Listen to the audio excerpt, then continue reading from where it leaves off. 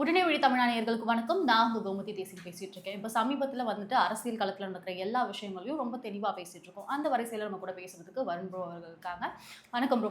வணக்கம். நல்லா இருக்கீங்களா? நல்லா இருக்கேன். நீங்க எப்படி இருக்கீங்க சிஸ்டர்? ரொம்ப நல்லா இருக்கேன். தெளிவா பேசணும்னு சொல்லிட்டு என்ன கூப்பிட்டுருக்கீங்க அரசியல் பத்தி? அதுதான் எங்களுக்கு கூட இல்ல இட்ஸ் ஓகே. நீங்க இந்த நேரம் எப்படி சொல்லி சமாளிச்சிருக்கணும்னா யூடியூபர்களை பத்தி பேச போறோம். இல்ல தெளிவா பேசணுன்றதுக்காக தெளிவான ஆட்களை தான் கூப்பிட முடியும். அதனால தான் உங்களுக்கு கூப்பிடுறோம். ஓகே. இப்போ என்ன அப்படின்னா யூடியூபர்ஸ் இருக்காங்களா, யூடியூபர்ஸ் வந்து பொதுவாகவே வந்து ப்ரொமோஷன் இன்ஃப்ளூயன்சர்ஸ் இந்த மாதிரி நிறைய விஷயங்களை பண்ணுவாங்க. திடீர்னு சில யூடியூபர்ஸ் வந்துட்டு பொலிட்டிக்கல் ரிலேட்டடாக நிறைய ப்ரொமோஷன்ஸ் இன்ஃப்ளூயன்சிங்ஸ் அந்த மாதிரிலாம் இருக்குது. அதை எப்படி பார்க்குறீங்க? தெரியுதா? பார்க்குறீங்களா? ஏங்க இவங்க எல்லாருமே வந்து இதற்கு முந்தைய 2 தேர்தல்லையே முத்திரை குத்தப்பட்டவங்க. இவங்க யாருக்காக பேசுகிறாங்க, எந்த கட்சிக்கு சார்பாக பேசுவாங்க, யாருக்கு எதிராக பொங்குவாங்க, யார் தப்பு பண்ணால் அதை வந்து கடந்து போய் வேற ஏதாவது வியட்நாமில் அரிசி விளையிற வீடியோ டக்குன்னு பிறகு இதான் பற்றி எரிஞ்சிட்டு இருக்கோம் பார்த்தா வந்து அமெரிக்கா அழிய போகுது அப்படின்னு ஒரு வீடியோ பண்ணுவார். அவர் யாருன்னு பார்க்குறவங்க எல்லாருக்குமே தெரியும் அப்படின்னு நினைக்கிறேன். ஸோ இவங்க எல்லாருமே ஏற்கனவே முத்திரை குத்தப்பட்டவங்க. இவங்க எல்லாம் என்ன பண்ணுறாங்க, இந்த ஆட்சியில் இந்த ஆட்சி மேலே வந்து அதிருப்தி ரொம்ப அதிகமாக இருக்குது அப்படிங்கிற காரணத்தினால இந்த ஆட்சியின் 2ஆம் வருடம் தொடக்கத்துக்கு அப்புறம் பார்த்தீங்கன்னா முழுக்க அடக்கி வாசிக்கிறாங்க. நியூட்ரல் யூடியூபர்ஸ் ஆயிடுறாங்க. இப்போ திருப்பியும் வந்து தேர்தல் நெருங்குற வேலையில் வந்து பார்த்திங்கன்னா வந்து புத்துக்குள்ளேருந்து வெளியேற பாம்பு மாதிரி வேறு வழியே இல்லாமல் தங்களுடைய கொண்டையை மறைக்க முடியாமல் பார்த்திங்கன்னா ப்ரொமோஷன் பண்ணியே ஆகணும். ஏன்னா பேசிக்கலி நீங்கள் சொன்ன மாதிரி இன்ஃப்ளூயன்சர்ஸ் ஒரு வார்த்தை யூஸ் பண்ணிங்க. இந்த இன்ஃப்ளூயன்சர்ஸ் இன்ஸ்டாகிராம் இன்ஃப்ளூயன்சர்ஸ் எடுத்துப்போம் ஒரு உதாரணத்துக்கு. அவங்க பார்த்திங்கன்னா ஒரு ப்ராடக்ட் இருக்கும். ஃபார் எக்ஸாம்பிள் ஏதாவது ஒரு மேக்கப் ப்ராடக்ட்னு வச்சுக்கோங்க. அதை வந்து ஒரு கேர்ள் இன்ஃப்ளூயன்சர் வந்து ப்ரொமோட் பண்ணுறாங்கன்னா 2 நாளுக்கு அப்புறம் பார்த்திங்கன்னா அதே மாதிரி மேக்கப் ப்ராடக்ட் அவங்களோட ஆப்போனண்ட் ஒரு காம்படிட்டிவ் கம்பெனி இருக்கும். அந்த ப்ராடக்ட் ப்ரொமோட் அதுதான் பெஸ்ட்டுன்னு சொல்லுவாங்க. ஆனால் 2 நாளுக்கு முன்னாடி இதுதான் பெஸ்ட்டுன்னு சொல்லியிருப்பாங்க. ஸோ பேசிக்கலி இவங்களாம் இன்ஃப்ளூயன்சர்ஸ். காசு கொடுத்தா என்ன வேணால் பேசுறதுக்கு ரெடியாக இருக்கக்கூடிய நபர்கள். அதை நீங்கள் வந்து தொழில் முறையாக பண்ணுறப்ப கூட சரி அதை வந்து தட்டி சரி அது வயிற்று பழப்புக்கு பண்ணுறாங்க, அவங்க என்டர்டெயினும் பண்ணுறாங்க, அது மூலிமா வரக்கூடிய லாபத்துக்கு சம்பாரிச்சிக்கிறாங்க போகலாம்.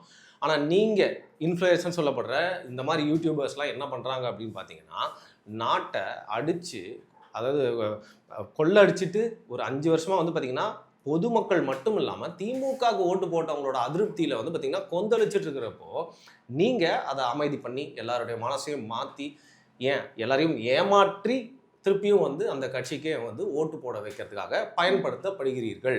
அதில் நீங்கள் ஒன்றும் வந்து அந்த கட்சியின் மேலே இருக்க கொள்கைக்காக பண்ணால் பரவாயில்ல. எல்லாருக்கும் ஒரு கொள்கை இருக்கும். இப்போ உங்களே வந்து ஆஃப் த கேமரா வந்து உங்களுக்கு எந்த கட்சிக்கு நீங்கள் ஓட்டு போடுவீங்க கேட்டால் நீங்கள் ஏதோ ஒன்று சொல்ல தான் போகிறீங்க. ஆஸ் அ ஹியூமன் நம்ம எல்லாருக்குமே ஒரு பிலீஃப் சிஸ்டம் இருக்கும். ஆனால் இவங்க என்ன பண்ணுறாங்கன்னு பார்த்தீங்கன்னா காசை வாங்கிட்டு அந்த கட்சியிலோட நான் பரம்பரையாக நான் வந்து திமுக ரத்தம் பாயுது என் உடம்புல அப்படின்னு சொன்னால் கூட பரவாயில்ல. இவங்க என்ன பண்ணுறது, காசை வாங்கிட்டு ஆனாலும் வந்து நான் திமுகவுக்காக இருக்கேன், நான் திமுகவுக்காக சப்போர்ட் பண்ண போகிறேன் அப்படின்னு கூட சொல்ல மாட்டேங்க. அப்பயும் பொதுவான ஒரு யூடியூபர் மாதிரி பொதுவான இன்ஃப்ளூயன்சர் மாதிரி நைஸாக வாழைப்பழத்தில் ஊசி ஏற்றுற மாதிரி திமுகவுடைய நலத்திட்டங்களை நம்மளோட மைண்டில் ஏற்றுறாங்களாமா? ஏன் ஏற்றுறாங்க? ஓகே. நீங்க சொன்ன மாதிரி சார்புன்னு ஒரு விஷயம் இருக்கும், கொள்கைன்னு ஒரு விஷயம் இருக்கும். இப்போ நானாகட்டும் எனக்கு வந்து ஆஃப் ஸ்கிரீன் வந்துட்டு ஒரு பொலிட்டிஷியனை பிடிக்கும், நான் அவங்களுக்கு சப்போர்ட் பண்ணி பேசுவேன். அதே மாதிரி நீங்க பேசுறது இல்லையா? இப்போ அதையுமே வந்துட்டு நாங்க சொல்லலாம்ல, நீங்களும் அமௌண்ட் வாங்கிட்டு தான் பேசுறீங்க அப்படிங்கிற மாதிரி சொல்லலாம். ஸோ நான் தான் சொன்னேன், கொள்கையின் ரீதியாக அதை வந்து ஒரு பிடிப்பு ஏற்பட்டு ஒரு நாட்டம் இருக்கிறது அப்படிங்கிறது உங்களை பேச தோன்றுதுன்னா பரவாயில்ல. ஏன்னா நான் நியூட்ரல்னு சொல்லிட்டு ஏமாத்துறதோட எனக்கு இந்த சார்பு இருக்குப்பா, எனக்கு இந்த கொள்கைகள் மேலே ஒரு சின்ன நாட்டம் இருக்குது, எனக்கு இந்த சித்தாந்தத்தின் மேலே நம்பிக்கை இருக்குது, அதனால் என்னோட சேனலில் எல்லாத்த பற்றியும் போடுவேன், கொஞ்சம் எக்ஸ்ட்ராவாக வந்து எனக்கு பிடிச்ச சித்தாந்தத்தை பற்றி அதிகமாக போடுவேன் அப்படின்னு சொல்லிடுறேன். இது எனக்கு உள்ளூர எனக்கு ஒரு விருப்பத்தினால ஏற்படுறது.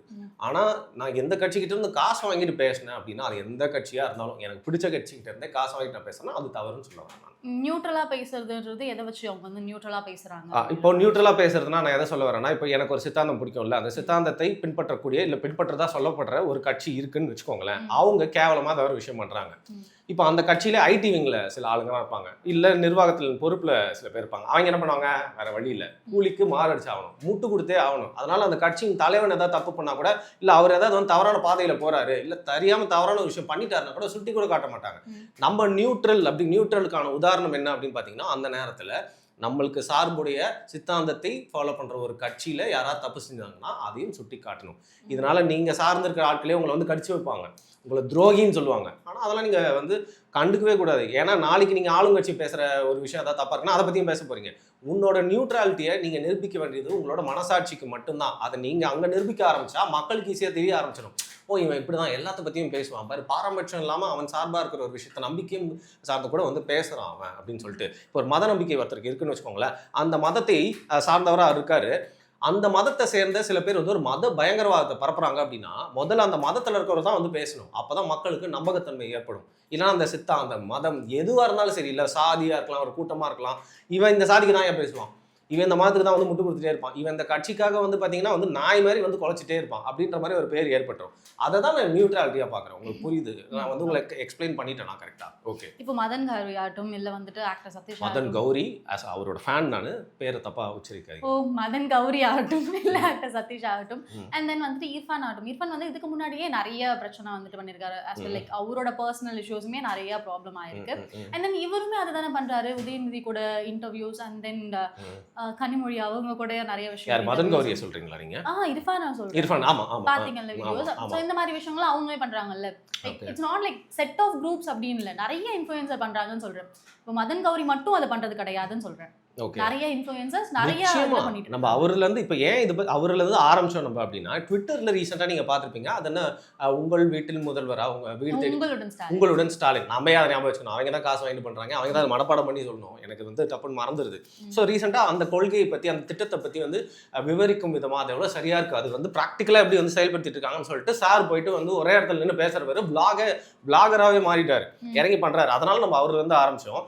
பட் இதற்கு முன்னாடி இதுக்கு பெயர் போனவர், அது மட்டும் இல்லாம ஆளுங்கட்சியோட நிழலில் ஒளிந்து கொண்டே, அதாவது ஒரு சின்ன மரம் இருக்கு, அதுக்கு பின்னாடி போய் கரடி ஒளிய முடியுமா? நான் என்ன சொல்றேன்னா, நீங்க உங்களோட தப்பு பெருசா இருந்துச்சுன்னா எவ்வளவு பெரிய தூணுக்கு பின்னாலே போய் ஒளிய முடியாது. அதே மாதிரிதான் இர்ஃபானும். அவர் வந்து பாத்தீங்கன்னா, அவர் வந்து இந்த கடந்த 3 வருஷமாவே 6 மாசத்துக்கு ஒரு பிரச்சனை, இல்லை வருஷத்துக்கு ஒரு பிரச்சனை அப்படின்றத எல்லாமே அவர் அந்த கட்சியை சார்ந்து பண்ணல, அவர் தனிப்பட்ட வாழ்க்கையில பண்றாரு.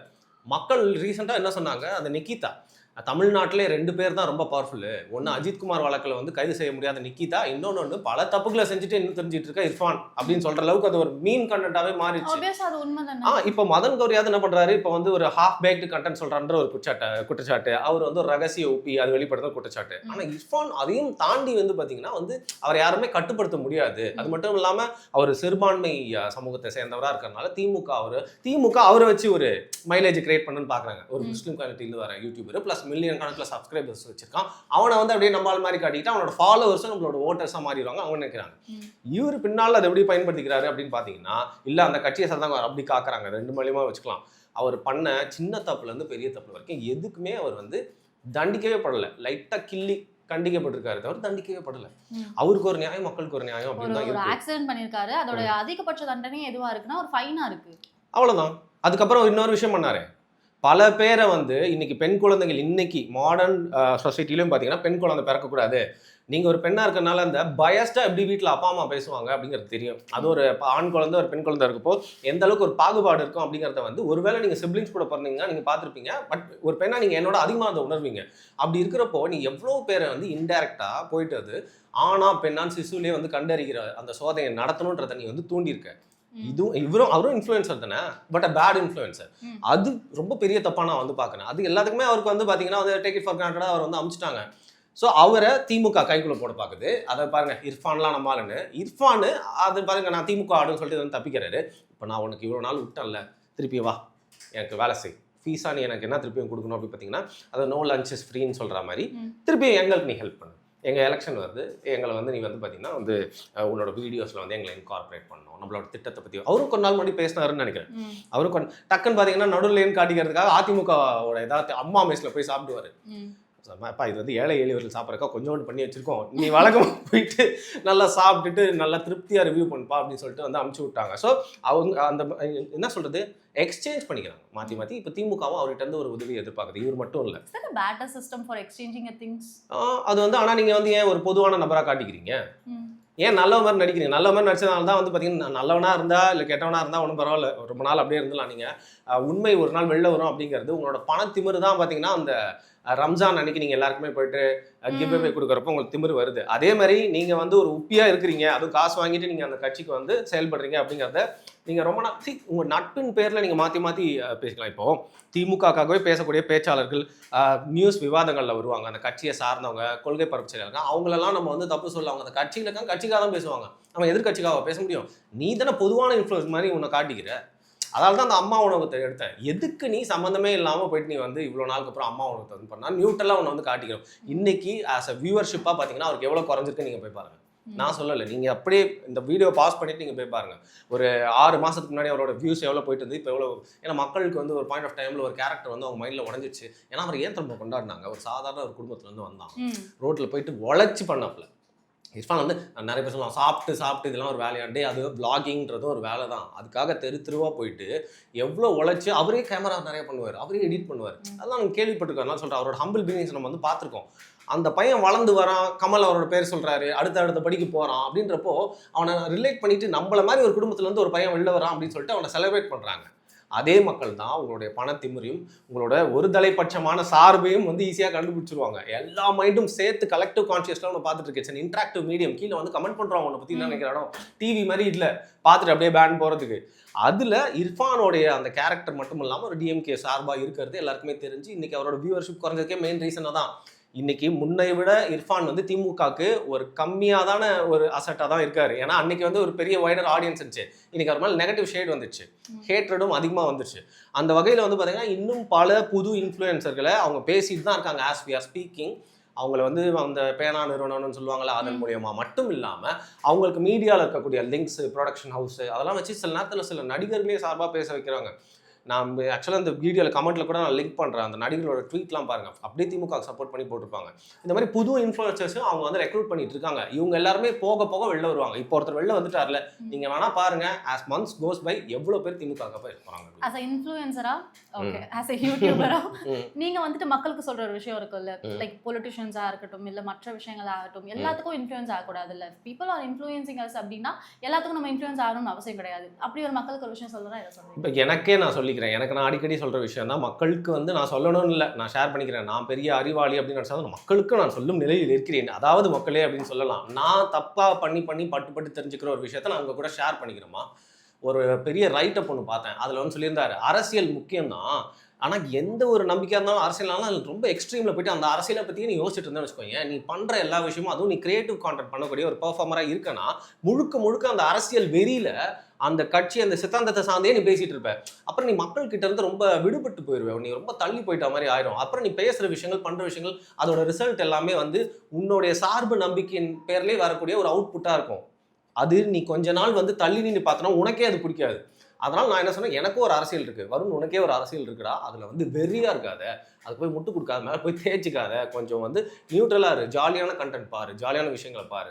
இதே யோசிச்சுட்டு இருந்தேன்னா வந்து நீ உன்னை இழந்துருவேன் அப்படிங்கிறதா மக்களுக்கும் நான் சொல்கிறேன். மக்களும் வந்து எல்லாத்தையும் அவங்களுக்கு ஒரு பிடிச்ச விஷயம்னா கூட கண்மூடித்தனமாக அவங்களுக்கு சப்போர்ட் பண்ணாமல் அதில் தவறு இருந்துச்சுன்னா அவங்களுக்கு போய் கேட்கணும். கேட்குற இடத்துல தான் இன்றைக்கி மக்கள் இருக்காங்க. அவங்களோட கமெண்ட்ஸ் வந்து பார்த்தீங்கன்னா இவ்வளோ இடங்களில் திமுகவுக்கு எதிரான ஒரு போஸ்ட்டுன்னு இல்லை, திமுகவை வந்து அவங்களோட சாதனைன்னு சொல்லிட்டு ஒரு போஸ்ட் பண்ணுறாங்க. கீழே பார்த்தா மக்கள் அவ்வளோ கோபம், கீழே போயிட்டு எல்லாருமே வந்து திட்டிகிட்டு இருக்காங்க. அதான் நான் வந்து பர்ஃபார்மன்ஸ்க்கு, இன்ஃப்ளூயன்சர்ஸ்க்கு, மக்களுக்கும் சொல்லுவேன். நான் நீங்கள் ஒரு விஷயத்தின் மேலே பிடிப்பாக இருந்துட்டிங்கன்னா அது மேலே வெறியாக எக்ஸ்ட்ரீமாக போகாமல் கொஞ்ச நேரம் நியூட்ரலாக நம்மளால் வந்து சிந்திக்க முடியுதா அப்படிங்கிறத நம்ம பாஸ் பண்ணி வந்து பார்க்கணும். அப்படி இருந்துட்டா அது இன்ஃப்ளூயன்சர்ஸாக இருந்தாலும் சரி, பொது மக்களாக இருந்தாலும் சரி, இந்த மீட்டிங் இருந்த மிடில்னு சொல்லுவாங்க, ஒரு நடுநிலையாக நம்மளால் முடிஞ்ச அளவுக்கு இருக்கிறதுக்கான அது ஒரு சின்ன ஒரு முயற்சியாக இருக்கும் அப்படின்னு எனக்கு தோணுது. இப்போ இதை தொடர்ந்து ஸ்டாலின் அவர்கள் உடல்நல குறைபாட்டில் இருந்தாங்க, நிறைய விஷயங்கள் நடந்துருந்துச்சு. அண்ட் தென் ஹாஸ்பிட்டலில் இருந்தே ட்வீட்லாம் போட்டுருந்தாங்க.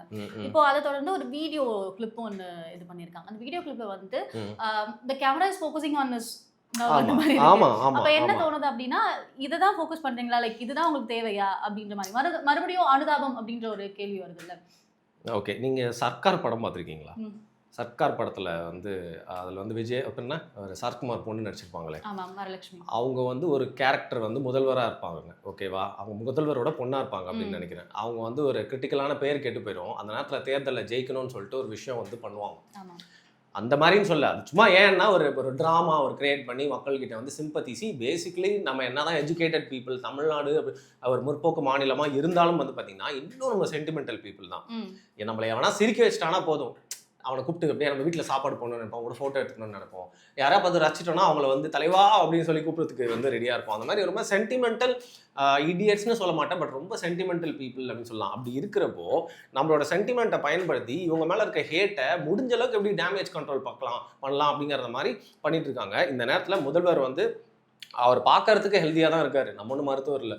ஆனால் வயதிகம் காரணமாக அவர் வந்து சோர்வாக இருக்கலாம், அவருக்கும் சில பிரச்சனைகள்லாம் இருக்கலாம். ஆனால் இந்த டைம்லைனை பார்க்கணும். அன்றைக்கி போய் ஹாஸ்பிட்டலில் சேர்றாரு, அன்றைக்கி ஈவினிங்கே புக்கு வெளியிட்டு விழா, அதில் ஒரே காமெடி கும்மாலம் கச்சே. நீங்கள் கூட ஏதோ ஒரு வீடியோவில் அதை பற்றி பேசியிருந்தீங்க அப்படின்னு நினைக்கிறேன். அதுக்கு அடுத்த நாள் பார்த்தா வந்து அவரே உட்காந்து வெறும் மாஸ்க் மட்டும் போட்டு இன்னொரு ஹாஸ்பிட்டல் போறாரு. அவங்க வீட்டில் இல்லாத வசதியா சொல்லுங்க, ஆனால் வந்து ஹாஸ்பிட்டலே இருக்கணும். ஏன்னா கிரிட்டிக்கல் கேர்னா தான் ஹாஸ்பிட்டலே இருந்து பார்த்துக்கணும். அவர் வந்து விடக்கூடாது. ஏன்னா மருத்துவர்கள்லாம் அங்கே இருக்காங்க. என்னதான் நீங்கள் உங்கள் வீட்டில் எல்லாம் இருந்தாலும் எக்யூப்மெண்ட்ஸ்லாம் இங்கே தான் இருக்குன்றதுனால ஜெயலலிதா அவர்களே அவங்க வீட்டில் போய்ஸ்காரில் விடாமல் ஹாஸ்பிட்டலே வச்சு பார்த்துறாங்க. அந்த மாதிரி ஒரு நிலைமையும் இல்லை. ஏன்னா நீங்கள் ஆக்டிவாக இருக்கீங்க. நீங்கள் ஆக்டிவாக இருக்கிறதுல எங்களுக்கு எதுவும் பிரச்சனை இல்லை, நீங்கள் ஹெல்த்தியாக இருக்கிற எங்களுக்கு பிரச்சனையும் இல்லை. கண்டிப்பாக நம்ம பண்ண வீடியோவில் கூட எதுலையுமே பிலோ த பெல்ட் நம்ம பேசியிருக்க மாட்டோம். அவர் வந்து ஹெல்த்தியாக தான் இருக்கணும். கண்டிப்பாக அவர் வந்து தொடர்ந்து அவரோட ஆட்சியை வந்து பக்காவாக வந்து முடிக்கணும். அடுத்த தேர்தலையும் அவர் தான் சீனியர். உதயநிதி அவர்கள் வந்து அந்த கட்சியோட ஃபேஸாக இருக்கிறத விட கம்பேரிட்டிவ்லி ஸ்டாலின் அவர்கள் இருந்தால் போதும்னு சொல்லிட்டு நடுநிலையாளர் கூட நினைக்கிற மாதிரியான ஒரு கேரக்டர் தான் நீங்கள். அப்படி இருக்கிறப்போ நீங்கள் ரொம்ப ஹெல்த்தியாக உட்காந்து அந்த உங்கள் வில்லம் தேடி முதல்வர் திட்டத்தில் வந்து எல்லாருமே வந்து பேசுகிறாங்க போல. வீடியோ கான்ஃபரன்ஸில் பேசியிருக்காரு. திடமாக தான் பேசுகிறாரு. முழு எனர்ஜியோட இருக்கிறாரு. கேமரா ஆங்கிள் அப்படியே முகத்தில் வந்து பார்த்தீங்கன்னா அப்படி முடியுது. கேமரா அந்த ஆங்கிளோட அந்த ஃப்ரேமில் பார்த்தீங்கன்னா இங்கே வந்து ஒரு கையில் கட்டியிருக்காங்க. ஸோ இதில் என்ன இருக்குது? இதில் தொடர்ந்து உங்கள் ஆட்சி மேலே எல்லாருமே வச்சுட்டு இருக்க அந்த குற்றச்சாட்டை கொஞ்சம் டைல்யூட் பண்ணி இந்த அரசியல் நரேட்டிவை குழப்பி இவங்களோட சைடு சிம்பத்தியை கிரியேட் பண்ணணும். அது மட்டும் இல்லாமல் சிஎம் பாருங்கள், உடம்பு சரியில்லைனாலும் தொடர்ந்து ஒர்க் பண்ணிட்டு இருக்காரு. உடம்பு சரியில்லா இருந்து இன்றைக்கே இப்படி ஒர்க் பண்ணுறாருன்னா ஒரு வாரத்துக்கு முன்னாடி எப்படி ஒர்க் பண்ணியிருப்பாரு? ஒர்க்குன்னு ஒர்க் பண்ணிட்டே இருந்த முதல்வர் போய் நம்ம இழக்கணுமா? திருப்பி அவர் வந்து ஜெயிக்கணுன்ற மாதிரி ஒரு ட்ராமாவா இதை ஏன் நம்ம வந்து சந்தேகிக்க கூடாது? ஆஃப்டர் ஆல் ஒரு 10,000 ரூபா கிடைக்கணும் அப்படின்னா கூட மனித மூளை வந்து அதை நியாயமாக சம்பாதிக்கணுன்றதோட ஈஸியாக அப்படி அதை வந்து எடுத்துக்கலான்னு பார்க்கும். அப்படி இருக்கிறப்போ நீங்கள் வந்து பல ஆயிரம் கோடி சம்பாதிக்கக்கூடிய ஒரு வியாபாரமாக தான் அரசியல் அதிகாரத்தை பார்த்துட்டு இருக்கீங்க. திரும்பி அதை விட்டு கொடுக்கணும்னு நீங்கள் உங்கள் மனசு தோணுமா? அதற்காக எந்த ட்ராமா வேணால் போடுவாங்க. ஒரு பக்கம் வந்துட்டு அதை வந்து 2 வேரியா பார்க்கப்படுது. ஒரு பக்கம் வந்துட்டு சிம்பத்திக்காக, மக்கள் வந்து சிம்பத்திக்காக. இன்னொரு பக்கம் வந்து 2026 தேர்தலில் அவர் ஜெயிக்க போறது கிடையாது. இப்ப இருக்கிற கொஞ்ச நாள்ல வந்துட்டு அவங்களுடைய மகனை வந்து சீட்ல பார்க்கணும் அப்படின்ற மாதிரி ஒரு கேள்வி. அதாவது தோல்வியை ஒத்துக்கிட்டு கொஞ்ச நாள் அவங்க மகனை வந்து முதல்வராக பார்க்கணும். இந்த ஒரு தியரியை நான் வந்து யோசிக்கவே இல்லையே. சரி, இதுக்கு மேல எங்க அந்த சீட்ல உட்கார போறோம்? தம்பி கொஞ்ச நேரம் ஐயா ஏந்துக்கோங்க. தம்பி கொஞ்ச நேரம் உட்காந்துட்டு வந்து பஸ்ல சொல்லுவாங்கல்ல, சார் இந்த ஐயன் பாவம் சார் ரொம்ப நேரம் 2 வாரம் கொஞ்சம் அந்த மாதிரி தான் பார்க்கப்படுது உண்மைக்குமே. ஓகே, அந்த மாதிரி. ஆமா, நீங்க சொன்னோன்னே எனக்கு அப்படியும் தோணுது. மேபி திருப்பியும் ஆட்சிக்கு வர மாட்டோம் தெரிஞ்சிச்சு போல இருக்கு. அது மட்டும் இல்லாம பார்க்கலாம், விஜயோட வரவு அப்படிங்கிறது இவங்களுக்கு எல்லாம் ஒரு பெரிய டேமேஜா இருக்கும் அப்படிங்கிறதையும் அவங்க வந்து கணக்கு பண்ணி பார்த்துருப்பாங்க. அதிமுக பாஜகவின் பலனை கொண்டு, அந்த பலத்தை கொண்டு இவங்களை வீழ்த்தத்துக்கான எல்லா முயற்சியும் வந்து எடுப்பாங்க. இந்த மாதிரி நிறைய ஆங்கிள் பார்க்குறப்போ இவங்க சர்வே எல்லாம் வந்து எடுத்து பார்த்துருப்பாங்கல்ல. அதனால ஒருவேளை பையன் வந்து முதல்வர் ஆக முடியாமலே போயிருமோ, இல்லை அடுத்த 5 வருஷத்துக்கு வெயிட் பண்ணுமோ, அடுத்த 5 வருஷத்துக்கு வெயிட் பண்ணா நம்ம குடும்பத்திலே இன்னொரு தலைவி இருக்காங்க, அவங்க டெல்லியை விட்டு நம்ம தமிழ்நாட்டை கான்சன்ட்ரேட் பண்ணி வந்துட்டாங்கன்னா கட்சி பாதியா பிரிஞ்சு போயிருமோ, அப்புறம் பையன் வந்து கட்சியிலே ஒரு முக்கிய பொறுப்பில் இருக்க முடியாமல் போயிருமோன்ற பயம் கண்ணு முன்னாடி வந்து போகும் இல்லையா? அதனால கூட இப்படி பண்ணிருக்கலாம். நீங்க சொன்னோன்னே எனக்கு வந்து தோணுது. ஓகே ப்ரோ, அரசியல் களத்துல நிறைய விஷயங்கள் நடந்துட்டு இருக்கு. தொடர்ந்து நிறைய விஷயங்கள். சாரிங்க உங்களை இன்டர் பண்றதுக்கு. ஒன்னே ஒன்று மட்டும் சொல்லிக்கிறேன். இப்போ நம்ம எல்லாருமே வந்து நேரா நின்று பேசுறவங்க, மதன் கோரி மாதிரி ஆட்கள், ஃபுட் ரிவ்யூவர்ஸ் மட்டும்தான் இதெல்லாம் பண்ண போறாங்க பாக்குறாங்க. அப்படிலாம் இல்லை. ஒரு பெண் இருக்காங்க, புரட்சி பெண். அவங்க பார்த்தீங்கன்னா தாய்லாந்துக்கு மந்த்லி எல்லாரையுமே வந்து டூர் கூட்டிட்டு போய் தன்னுடைய சேவையை செஞ்சுட்டு இருப்பாங்க. பல வகையில் தன்னுடைய சேவையை செஞ்சுட்டு இருக்க ஒரு புரட்சி பெண்ணும் அடிக்கடி ட்விட்டர்ல கூவிட்டு இருக்காங்க. இந்த மாதிரி நிறைய பேர் வந்து பார்த்தீங்கன்னா உங்களை அரசியலில் வந்து கவர போறாங்க திமுக சார்பா. ஸோ மக்களே கொஞ்சம் உஷாரா இருங்க அப்படின்னு சொல்லணும். மன்னிச்சுக்கோங்க உங்களை இடையூறு பண்ணதுக்கு. அரசியல் களத்துல நிறைய விஷயங்கள் நடந்துட்டு இருக்கு. நிறைய விஷயங்களை தொடர்ந்து தெளிவா பேசிட்டு இருக்கோம். ரொம்ப நன்றி. மிக்க நன்றிமா, வாய்ப்பு.